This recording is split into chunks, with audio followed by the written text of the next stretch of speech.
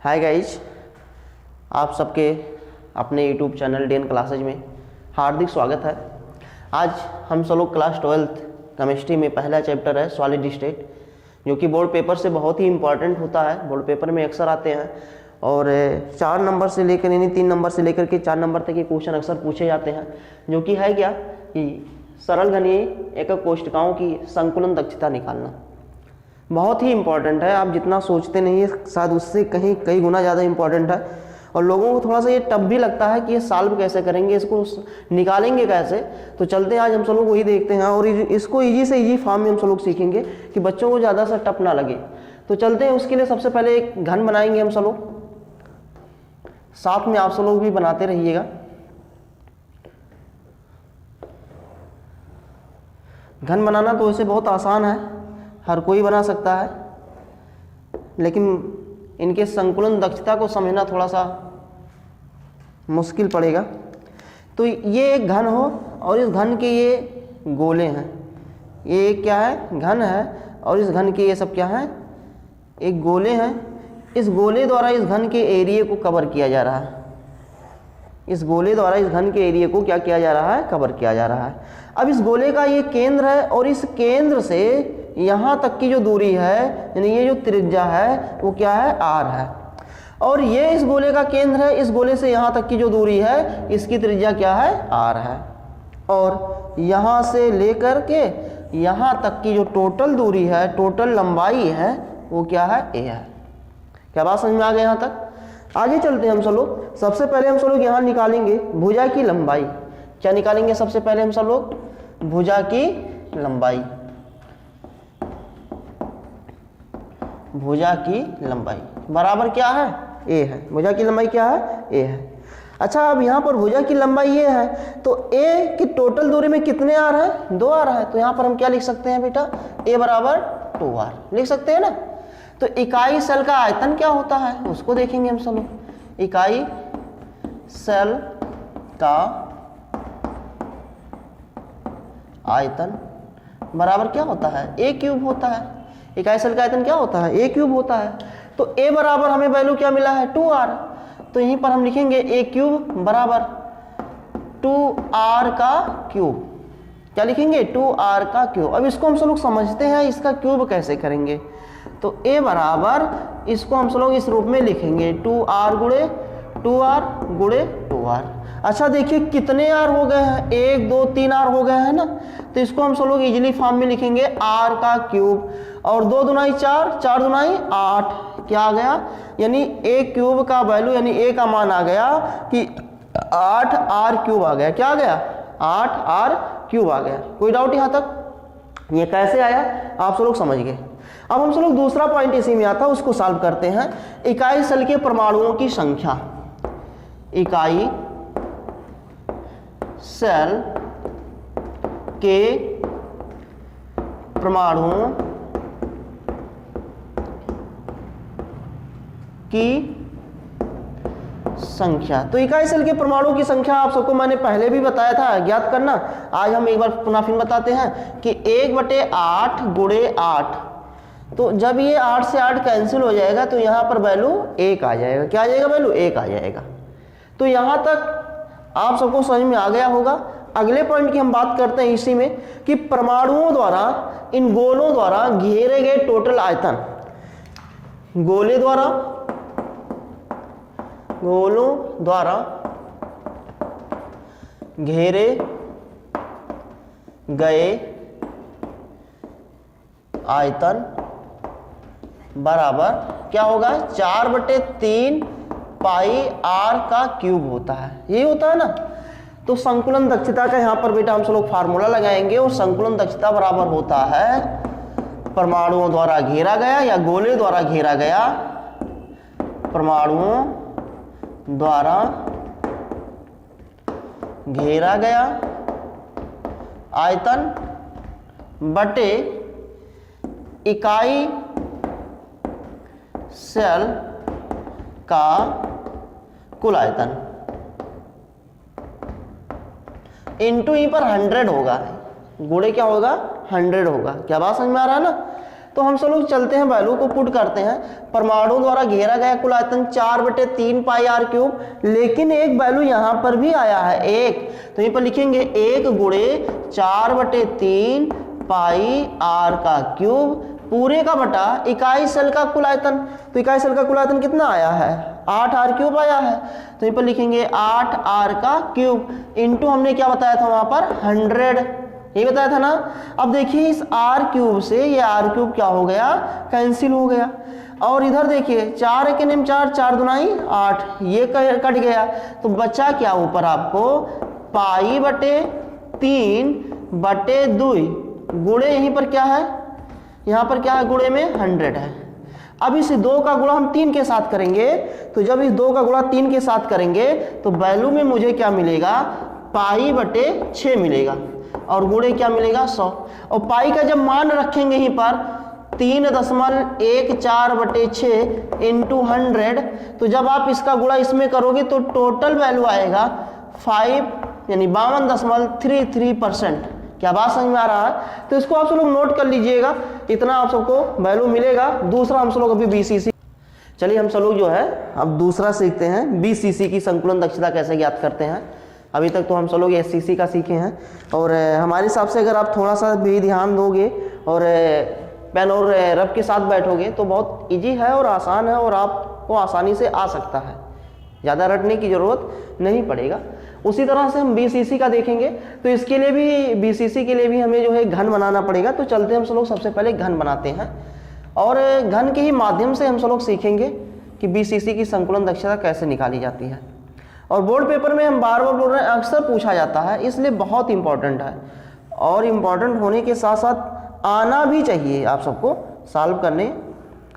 तो कुछ लोग ऐसे हैं कि जो खाली बैठ कर देखते हैं, तो रफ और पेन के साथ बैठें, जब भी बैठें। एक गोला ये हो गया, ये दूसरा गोला हो गया, और ये तीसरा गोला हो गया। यहाँ से इसकी टोटल लंबाई है, तो इस केंद्र से यहाँ तक की जो दूरी है वो r है।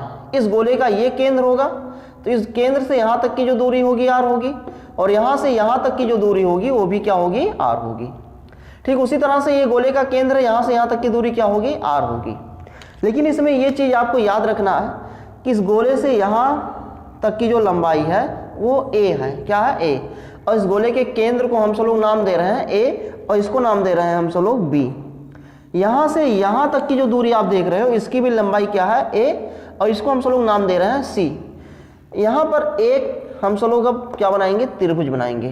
तो एक त्रिभुज यहाँ से c तक आ रहा है, एक त्रिभुज यहाँ से लेकर के इस d तक जा रहा है, और d से फिर कहाँ आ रहा है? c तक। हम सब लोग अब सीखेंगे इसको सॉल्व करना, कैसे सॉल्व होगा। तो आप सब लोग यहाँ पर सबसे पहले लीजिएगा कोण ए बी और सी, कोण ए बी और सी में, तो ये लिखिएगा कोण ए बी सी में, दिख रहा ना? कोण ए बी और सी में। तो कोण ए बी सी यानी हम सबको कोण ए और सी पता करना है, यानी इनकी लंबाई हमें पता है। यानी ये क्या है? कर्ण है। ये क्या है? कर्ण है। ये क्या है? आधार है, और ये क्या है? लंब है। यानी पाइथागोरस प्रमेय का यहाँ सूत्र लगेगा। तो AC का स्क्वायर बराबर AB का स्क्वायर प्लस AC का स्क्वायर, AB का स्क्वायर, अब BC का स्क्वायर होगा। यहाँ पर किसका होगा? BC का स्क्वायर। तो AB का स्क्वायर A है और AB है, तो इन दोनों के बीच में क्या मिल रहा है मुझे आंसर में? A। तो यहाँ पर क्या हो जाएगा? A का स्क्वायर प्लस BC का स्क्वायर, यहाँ क्या लिखा गया है? A, तो यहाँ पर भी क्या होगा? A का स्क्वायर। तो AC का स्क्वायर बराबर क्या हो जाएगा? 2A का स्क्वायर। अब AC के स्क्वायर को हटाने के लिए हम सब लोग क्या करेंगे? √2A कर देंगे। क्या करेंगे? √2A करेंगे। अब अगला कोण देखते हैं। अगला कोण क्या है हमारा? कोण A से D और कोण D से C, यहाँ तक हम सब लोग सीखेंगे। तो यहीं पर लिखेंगे हम सब लोग त्रिभुज ADC में, किसमें किसमें? ADC में। तो अब एक चीज यहाँ पर देखिए, जो कर्ण था इसका वैल्यू हमें क्या मिला है? √2A मिल गया, यानी इसका मान हमें क्या मिला है? √2A मिल गया। तो जब इसका मान हमें √2A मिल गया है, तो D और C की लंबाई टोटल क्या है? A है। तो हमें निकालना क्या है, ए से डी की दूरी निकालना है, पता करना है। तो यहाँ पर भी हम पाइथागोरस प्रमेय का ही फार्मूला लिखेंगे। तो यहाँ पर लिखेंगे ए डी का स्क्वायर बराबर ए सी का स्क्वायर प्लस सी डी का स्क्वायर। क्या बात समझ में आया? अब ए सी का स्क्वायर क्या है, अंडर रूट 2a का स्क्वायर प्लस a का स्क्वायर। अब इस रूट को जब हम सब लोग इस रूप में लिखेंगे, अंडर रूट 2a गुणे under root 2a into a का स्क्वायर, तो इससे ये हो जाएगा कैंसिल और बचेगा क्या, मात्र 2a का स्क्वायर और यहीं पर आएगा गुणे में a का स्क्वायर। तो जब इसको हम सब लोग आपस में जोड़ेंगे, गुणा करेंगे तो कितना हो जाएगा, 3a का स्क्वायर आ जाएगा। किसके बराबर, AD बराबर, यानी AD का स्क्वायर बराबर 3a का स्क्वायर मुझे मिल जाएगा। क्या यहाँ तक बात समझ में आया?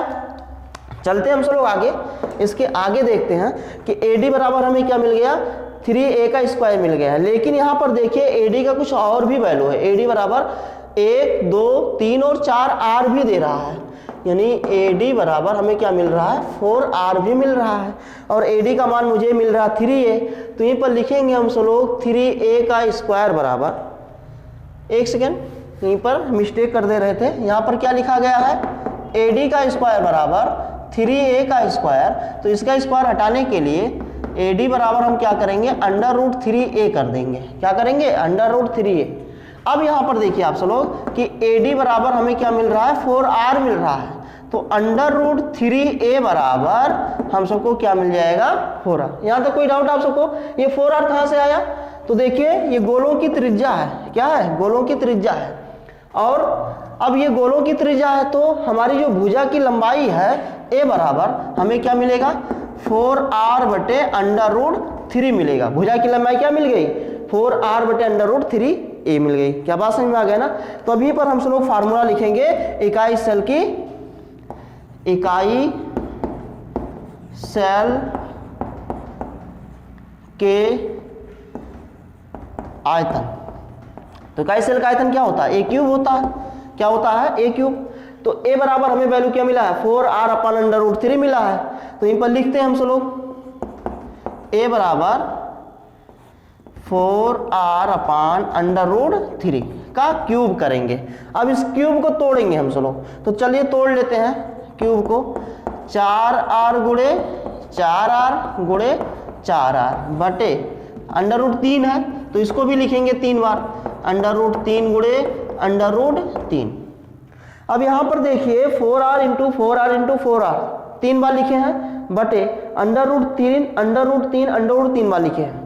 अब ये कैसे सॉल्व होगा, तो हम सब लोग चलते हैं देख लेते हैं। तो a बराबर यहाँ पर हम सब लिखेंगे, देखिए यहाँ कितने r हैं, 1 2 3, 3 r है ना, तो यहीं पर हम लिखेंगे r का क्यूब। बाकी अब क्या बचा, 4, तो 4 चौक 16, 16 चौके 64, यानी हमें ऊपर कितना मिल गया, 64r क्यूब मिल गया। अब यहाँ से इसकी जो वैल्यू आएगी वो आएगी 3 गुणे क्या है, अंडर रूट 3 है। तो हमें आयतन की लंबाई क्या मिल गई, 64r क्यूब बटे 3 अंडर रूट 3 मिल गया। क्या बात समझ में आया? अब हम सब लोग यहाँ पर निकालेंगे परमाणुओं द्वारा घेरा गया आयतन, यानी ये यहाँ से यहाँ तक जो परमाणु आपस में इस गोले द्वारा घेरे गया जो आयतन है वो क्या आएगा। तो देखते हैं, पर लिख लेते हैं हम सब लोग, परमाणुओं द्वारा घेरा गया आयतन बराबर वही फार्मूला फिर यहाँ होगा 4/3 पाई r क्यूब। लेकिन यहाँ पर इस BCC में जो इकाई सेल के परमाणुओं की संख्या होती है, इस BCC में जो इकाई सेल के परमाणुओं की संख्या होती है वो 2 होता है। तो यहीं पर हम सब लोग लिखेंगे संकुलन दक्षता बराबर 2 गुणे 4/3 पाई r का क्यूब पूरे का बटा, फार्मूला आप सबको SCC में बताए थे ना, संकुलन दक्षता बराबर क्या होता है, परमाणु द्वारा घेरा गया आयतन और बटे इकाई सेल का आयतन। तो परमाणु द्वारा घेरा गया आयतन कितना आ गया, 4/3 पाई r क्यूब। ये 2 क्या है, तो ये इकाई सेल का क्या है, परमाणुओं की संख्या है। और अब हम सब लोग क्या लिखेंगे, इकाई सेल का आयतन लिखेंगे। तो इकाई सेल का आयतन कितना मुझे मिला है, 64 r का क्यूब बटे 3√3 और इंटू क्या होगा 100 होगा। आगे बात समझ में ना। अब यहां से देखिए r³ से r³ कैंसिल हो जा रहा है, 2 से आप इनको कैंसिल कर दीजिए तो आ जाएगा 32, 4 से इनको कैंसिल करोगे तो हो जाएगा 8, 3 से ये 3 कैंसिल हो जा रहा है तो देखिए बचा क्या, ऊपर बचा है ओनली पाई और नीचे क्या बचा है 8/√3 बचा है, ये बचा है ना। अब इस √3 का गुणा यहाँ हो जाएगा तो जब यहाँ होगा तो आएगा पाई गुणे √3 और बटे 8 इंटू 100 हो जाएगा। क्या बात समझ में आ गया ना। अब देखिए पाई का वैल्यू जब रखोगे यहाँ पर तो आएगा 3.14 गुणे √3 का मान होता है 1.732, पूरे का बटा क्या हो जाएगा 8 इंटू ही पर हो जाएगा 100। आप इसको जब सॉल्व करोगे तो आएगा 68%। क्या आएगा 68%। तो इस तरह से आप इसको सॉल्व करिएगा। सॉल्व करने के बाद जो है एक बार हम इसको भी रिवीजन कर देते, तब तक आप नोट कर चलिए। तो एक बार इसको हम सब लोग दोहरा लेते हैं कि कैसे आया है। तो हम सब लोग BCC की सरल घनीय संकुलन दक्षता ज्ञात कर रहे हैं। तो सबसे पहले हम सब लोग एक घन बनाएंगे और इस घन का जो केंद्र है, इन केंद्र में हम सब लोग क्या किए 3 गोले बना दिए और इन तीनों गोलों की त्रिज्या निकाल लिए। साथ साथ यहाँ पर इसको हम इस केंद्र को नाम A दे दिए और इस केंद्र से यहाँ तक की जो दूरी है उसको नाम B दे रहे हैं और यहाँ से यहाँ तक की दूरी की लंबाई क्या मान रहे हैं A। यहाँ से यहाँ तक की जो दूरी जा रही है इसको नाम हम C दे रहे हैं, इसकी लंबाई क्या मान लिए A। तो यहाँ पर देखिए एक त्रिभुज बन जा रहा है, A से C को अगर मिला दिया जाए तो एक त्रिभुज बन जा रहा है। तो त्रिभुज क्या बनेगा AB और C, तो हमने वही लिखा ना कोण ABC में। अब हमें अगर देखा जाए तो ये हमारा कर्ण होगा, ये आधार होगा, ये लंब होगा और हमें ये लंब का मान पता है, आधार का मान पता है, लेकिन कर्ण का मान पता नहीं है। तो कर्ण का मान नहीं पता है तो उसके लिए हम पाइथागोरस प्रमेय का क्या करेंगे फार्मूला लगाएंगे। तो पाइथागोरस प्रमेय का फार्मूला यहाँ लगाया गया, क्या लिखा गया है AC का स्क्वायर इक्वल टू AB का स्क्वायर प्लस BC का स्क्वायर। अब हमें AC निकालना है तो AB का मान क्या दिया गया है वहाँ A और BC का मान क्या दिया गया है A। तो दोनों के ऊपर स्क्वायर लगे हैं इसलिए यहाँ पर भी स्क्वायर लगा दिया गया। तो AC का स्क्वायर बराबर क्या हो गया 2A का स्क्वायर हो गया। तो AC का स्क्वायर हटाने के लिए इन पर क्या कर दिए अंडर रूट कर दिए। तो AC बराबर क्या हो गया √2A आ गया। अब दूसरा कोण देखिए, यहाँ से ये है A और यहाँ तक की दूरी क्या है D, यहाँ से यहाँ तक की दूरी क्या है D, यहाँ से यहाँ तक की दूरी क्या है C। तो यहाँ से यहाँ तक की दूरी का वैल्यू है A और A से C का मान अभी हमें पता चला है क्या √2A। तो हमें ये मान पता होगा, ये मान पता होगा, इस मान के बारे में हमें जानकारी लेना है, नहीं इसको निकालना है। तो इसको निकालने के लिए अब क्या करेंगे कोण DC में, किसमें कोण ADC में। तो AD हमें निकालना है तो AD का स्क्वायर बराबर क्या करेंगे AC का स्क्वायर प्लस CD का स्क्वायर करेंगे। तो AC का स्क्वायर का वैल्यू हमें क्या मिला है √2A का स्क्वायर और CD का मान क्या है A। तो जब इनका हमने क्या किया अंडर रूट हटाया तो क्या हो गया, इनको हमने जब इसको डिवाइड किया तो यहाँ से ये कैंसिल हो गए और इधर क्या आ गया A का स्क्वायर। तो जब ये कैंसिल हुआ तो यहाँ पर देखिए कितने हो जाएंगे 2 और A कितने हो गए A का स्क्वायर इंटू क्या होगा A का स्क्वायर। अब AD का स्क्वायर हमें क्या मिल गया बेटा 3A का स्क्वायर। यहाँ तक कोई डाउट? आगे आते हैं जहाँ में AD का स्क्वायर बराबर 3A का स्क्वायर मिल गया तो इसके स्क्वायर को हटाने के लिए हमने क्या किया AD बराबर √3A कर दिया। और एक वैल्यू मुझे AD का मिल रहा है, AD का एक वैल्यू और मिल रहा है। देखिए यहाँ पर 3 गोले हैं, तीनों गोलों में 4 आ रहा है, उनकी त्रिज्या जो है कितने हैं 4 है, 1 2 3 और 4 है। तो AD बराबर मैंने वही लिखा है यहाँ पर क्या उनकी त्रिज्या 4 आ रहा है। तो √3A बराबर 4R। तो A बराबर यानी उसकी भुजा की लंबाई A बराबर 4R बटे √3 मुझे मिल गया। कोई डाउट? उसके बाद अब यहाँ पर हम सब निकालेंगे इकाई स्थल का आयतन, यानी उस इकाई स्थल का आयतन क्या होगा। तो इकाई स्थल का आयतन बराबर A क्यूब होता है ना। तो A का मान मुझे क्या मिला है 4R बटे √3 मिला है ना। तो इसका क्यूब करेंगे और जब इसका क्यूब करेंगे तो देखिए हमने क्या किया उसको डिफाइन किया 4R into 4R into 4R बटे √3 गुणे √3 गुणे √3। तो यहाँ पर देखिए टोटल कितने आर है 3R है। तो हमने क्या लिखा A बराबर 3R लिखा। उसके बाद 4 चौक 16 चौके 64। तो यहाँ पर हमने क्या लिखा 64। अब इस अंडर रूट से अंडर रूट हो जाएगा कैंसिल, तो यहाँ इसका वैल्यू आएगा 3। तो यहाँ मैंने 3 लिखा, लेकिन गुणे में अभी एक अंडर रूट बचा हुआ है तो 3 गुणे √3 मैंने कर दिया। क्या बात समझ में आ गया ना। अब यहाँ पर एक टॉपिक आप सबको यहाँ से ये ना समझ में आया हो तो इसको हम इधर मिटाकर लिख देते हैं, इसको आप सब लोग देख लीजिएगा मैंने वहाँ लिखा क्या है। बाकी यहाँ तक तो आप सबको समझ में आ ही गया होगा, कोई डाउट तो यहाँ तक होगा नहीं। तो वहाँ से अगर नहीं आया है तो यहाँ पर हम सब लोग लिखेंगे ए क्यूब बराबर हमने क्या लिखा है 64 आर क्यूब बटे 3 अंडर रूट 3 लिखा है। ये क्या है, ये इकाई सेल का आयतन है। यहीं पर एक चीज हम लोग और निकालेंगे, इकाई सेल के परमाणुओं की संख्या। क्या बात समझ में आया? तो इकाई सेल के परमाणु की संख्या अगर निकालेंगे तो आप सबको पता है कि कोनों का योगदान 1/8 गुणे 8 होता है, प्लस बीसीसी में, बीसीसी काय केंद्रित है, बीसीसी क्या है काय केंद्रित, तो इनका जो योगदान होता है 1 गुणे 1 होता है। तो टोटल वैल्यू यहां पर आ जाएगा 2। कितना आ जाएगा 2। हम इसी से आगे चल रहे हैं। तो फिर दूसरा पॉइंट क्या हो जाएगा, परमाणु द्वारा घेरा गया आयतन क्या हो जाएगा, परमाणुओं द्वारा घेरा गया आयतन। तो परमाणु द्वारा घेरा गया आयतन कितना, ए क्यूब होता है, सॉरी परमाणु द्वारा घेरा गया आयतन कितना होता है 4/3 पाई आर क्यूब होगा, यही होगा ना। तो यहां पर अब हम सब लोग क्या निकालेंगे, संकुलन दक्षता। तो संकुलन दक्षता बराबर परमाणु द्वारा घेरा गया आयतन कितना है 2 गुणे 4/3 पाई आर का क्यूब बटे इकाई सेल द्वारा घेरा गया आयतन। तो इकाई सेल द्वारा घेरा गया आयतन कितना बताया हूं बेटा 64 आर क्यूब पूरे का बटा क्या है 3 अंडर रूट 3 इंटू क्या करेंगे 100। आगे बात ना समझ में, वही तो मैंने लिखा ना यहाँ पर। तो देखिए आर से आर क्या हो गया कैंसिल। अब उसके बाद 3 से 3 कैंसिल हो जा रहा है, 2 से 64 कैंसिल हुआ 32 आ गया, 4 से 32 कैंसिल हुआ तो 8 आ गया। क्या बात यहां तक समझ में आया? इसके आगे हम सब लोग देखते हैं, ये सब तो नोट ही कर लिए आप सब लोग। तो इसके आगे अगर देखा जाए तो हमें देखिए वैल्यू क्या मिल रहा है, पाई मिल रहा है। क्या मिल रहा है बेटा वैल्यू में, पाई का मान मिल रहा है। तो यहां पर लिखेंगे हम सब लोग संकुलन दक्षता बराबर पीई बराबर पाई बटे क्या लिखेंगे, पी बराबर क्या लिखेंगे पाई बटे, यहां पर देखिए 8 मिल रहा है हमें, तो 8/√3 लिखेंगे, इंटू क्या था 100। लेकिन अब इस 3 का गुणा इसके साथ करेंगे पाई के, तो जब 3 का गुणा पाई के साथ करेंगे तो पाई का मान हो जाएगा पाई इंटू √3 बटे 8 इंटू क्या हो जाएगा 100।